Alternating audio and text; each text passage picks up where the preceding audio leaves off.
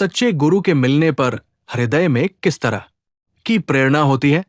क्या कोई भागवतिक संकेत मिलता है? पहली बात तो यह है कि सच्चे और कच्चे ये हमारी सामर्थ्य तो है नहीं कि पहचाना जा सके, लेकिन जिनकी बात सुनकर हमारा हृदय शीतल हो जाए, जिनके दर्शन करने से हमारा मन प्रसन्न हो जाए और ऐसा लगे कि मैं देख तो पहली बार रहा हूं लेकिन ऐसा लगता है मैं इनसे बहुत बार मिला हूं, और जिनके समीप से हटने का मन ना हो, और जिनके दर्शन और संभाषण से गलत आदतें छूटने लगे और भगवत मार्ग पुष्ट होने लगे, उन गुरुदेव भगवान के वचनों का आश्रय लेकर, चरणों का आश्रय लेकर परमार्थ में चल देना चाहिए। क्योंकि प्राकृतिक बुद्धि के द्वारा सत्य सच्चिदानंद भगवान में स्थित महापुरुष की आप किसी भी बाह्य लक्षणों से नहीं जान सकते, बिल्कुल नहीं जान सकते, बिल्कुल नहीं जान सकते कि ये ब्रह्मबोध संपन्न है, आत्म स्वरूप में स्थित है। बाह्य चेष्टाएं ऐसी होंगी आप जान ही नहीं पाओगे।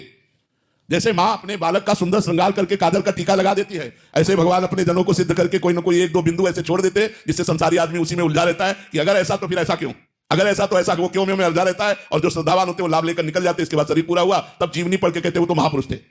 वर्तमान में महापुरुषों में ऐसे भगवान जैसे मां अपने बच्चे को श्रृंगार करते 2 टीका ऐसे लगा दिए। पूछो क्यों इतना साबुन से धोया, काला टीका क्यों? बोले किसी की नजर न लगे। तो भगवान भी अपने भक्तों को सर्वांग सजा देते हैं और 1-2 बातें ऐसी छोड़ देते हैं जिससे संसारी आदमी ये देखकर कि अरे यार महापुरुष नहीं हो सकते, अगर महापुरुष है तो ऐसा क्यों, बस क्यों और में वो फंसा रहता है। तो हमें सीधी बात समझनी है, जिनकी बात सुनने से, जिनके दर्शन से, जिनके सानिध्य से हमारा जीवन बदलने लगे, स्वाभाविक हमें भगवान की तरफ प्रेरणा मिलने लगे, असत मार्ग का त्याग होने लगे, जान लेना चाहिए हमें गुरुदेव मिल गए और उनकी शरण में होकर उनकी आज्ञा का पालन करना चाहिए।